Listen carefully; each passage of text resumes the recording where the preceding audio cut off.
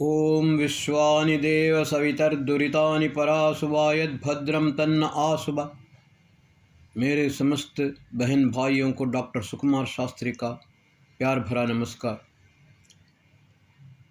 बंधुओं, जैसा कि आप सब लोग जानते हैं, परसों श्री राम का प्राण प्रतिष्ठा अयोध्या में होने जा रहा है। श्री राम का मंदिर बहुत भव्य है, सुंदर है।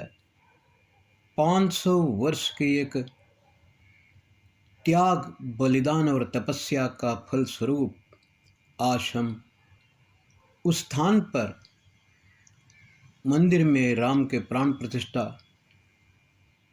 हो रहा है, उसे हम देखने का सौभाग्य हमें प्राप्त हो रहा है। लेकिन कभी आप लोगों ने सोचा है क्या, एक आरोप, एक लांछन प्रभु राम पर है कि उन्होंने सीता का परित्याग किया।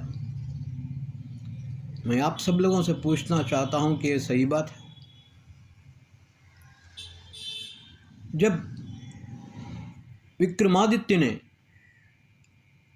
राम मंदिर के प्राण प्रतिष्ठा कराई थी, क्रिस्तपूर्व प्रथम शताब्दी में राजा विक्रमादित्य ने 2 मंदिर बनवाए।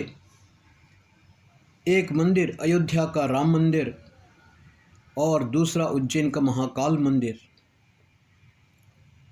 उस समय तक किसी भी ग्रंथ में सीता का परित्याग का विषय हमें नहीं मिलता है। यहाँ तक कि प्रथम कालिदास, जो विक्रमादित्य के समय में थे,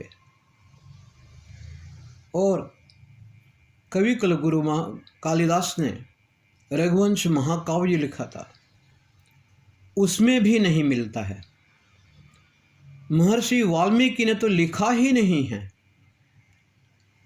फिर किस धूर्त ने ये काम किया? ये बहुत ही दुखदाई है। मैं आप लोगों के समक्ष ये बात रखना चाहता हूँ, वास्तविकता तो यह है, सीता का परित्याग हुआ ही नहीं है।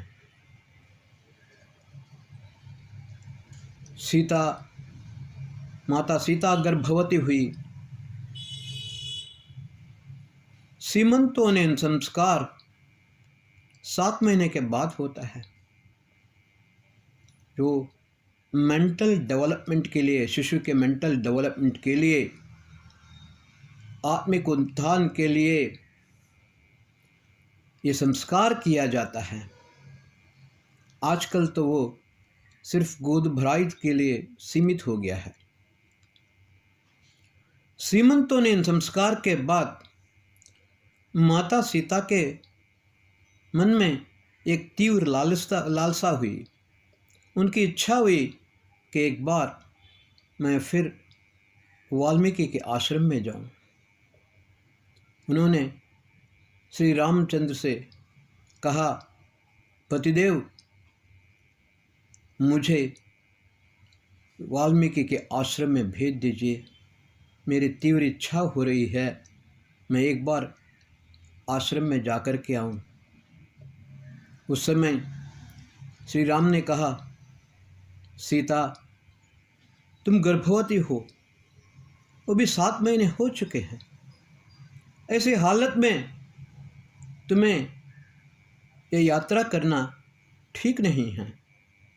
तुम्हारे गर्भ में जो बच्चे पल रहे हैं, उनको कष्ट हो सकता है और तुमको भी कष्ट हो सकता है, इसलिए यात्रा करना अनुचित है। लेकिन थोड़ी जिद्दी थी माता सीता। जिस प्रकार स्वर्ण हिरण को देख करके उन्होंने जिद पकड़ी, उसी प्रकार यह जिद्दी सीता माता ने राम से कह ही दिया, नहीं, मुझे तो जाना ही है। जब सीता की इच्छा देख करके श्री राम विवश हुए और उन्होंने लक्ष्मण से कहा, भाई लक्ष्मण, बहुत सावधानी से अपनी भाभी को महर्षि वाल्मीकि के आश्रम में ले जाओ। लक्ष्मण, माता सीता दोनों रथ पर चले गए।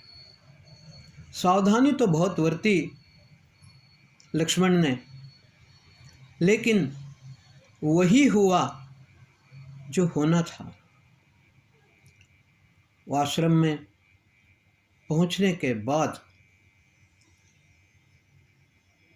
दीर्घ यात्रा के होने के कारण सीता का प्रसव हो गया। समय से पहले ही बच्चे पैदा हो गए। हम प्री मैच्योर्ड बेबी बोलते हैं। जुड़वा बच्चे थे, एक लव और दूसरा कुश। लव स्वस्थ आरोग्यपूर्ण बच्चा, उसका जन्म हुआ, लेकिन कुश पर थोड़ा बुरा असर पड़ा और कुश बेहोश हो गया। महर्षि वाल्मीकि ने उनके माता सीता का और कुश दोनों का इलाज किया। उसके फलस्वरूप सीता भी स्वस्थ हो गई और कुश भी स्वस्थ हो गया। लेकिन वाल्मीकि तुरंत भेजना नहीं चाहते थे, क्योंकि इतने छोटे शिशुओं को दोबारा भेजना उचित नहीं है। दोबारा ऐसी कोई घटना न घटे, इसलिए उन्होंने एक संदेश अपने शिष्य के द्वारा श्री राम को भेजा और कहा, सीता का प्रसव हुआ है और 2 बच्चे हो गए हैं। मैंने उनका इलाज किया है। फलस्वरूप दोनों बच्चे और सीता सभी स्वस्थ हैं, लेकिन अभी मैं उनको नहीं भेज रहा हूँ। बच्चे थोड़े बड़े हो जाएं, उनके संस्कार यहीं होंगे। जिस प्रकार राम और लक्ष्मण को मैंने पढ़ाया, युद्ध विद्या सिखाई, उसी प्रकार लव और कुश को पढ़ा करके युद्ध विद्या सिखाऊंगा। उसके बाद ही बच्चों को और सीता को वापस भेजेंगे। इस प्रकार लव कुश महर्षि वाल्मीकि के आश्रम में बड़े हुए और उन्होंने अध्ययन भी किया, युद्ध विद्या भी सीखी। वो जो घटना युद्ध का राम के साथ हुआ, वो गलत नहीं था। जिस समय श्री राम ने अश्वमेध याग करने की इच्छा प्रकट की और घोड़े को भेजा, महर्षि वाल्मीकि आश्रम में नहीं थे। सीता भी कहीं बाहर गई हुई थी और घोड़े को देखकर लव ने, उस पर भी लिखा हुआ था, जो इस घोड़े को बांधे उसको युद्ध करना पड़ेगा। बालक में एक हट आ गया, देखे तो सही क्या करना है।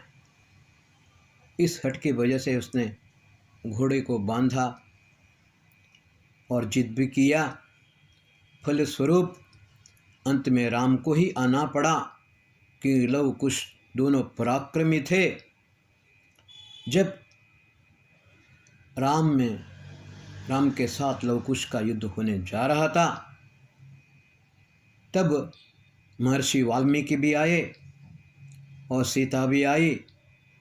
महर्षि वाल्मीकि ने कहा, राम, ये दोनों तुम्हारे पुत्र हैं, तुम्हारे जैसे ही पराक्रमी हैं। बच्चों ने बाली हट वजह के कारण और अनजाने में ही ये घोड़े को बांध दिया है। युद्ध को यहीं रोको और सीता को और बच्चों को अपने साथ ले जाओ। यही उत्तरकांड यहीं पर समाप्त हो जाता है। आगे तो वैसे सबको मालूम है, लोग कुछ बड़े भी होते हैं। शायद बहुत कम लोगों को मालूम हो, वर्तमान कालीन जो लाहौर है उसका यथार्थ नाम लवपुर है। विशाल साम्राज्य की रक्षा के लिए कुछ अयोध्या में ही रहे, लेकिन लव को बाहर होना पड़ा। उन्होंने लवपुर, लवनगरी जो बनाई, वहीं पर अपना राज्य स्थापन किया। वर्तमान काल में उसको लाहौर कहा जाता है।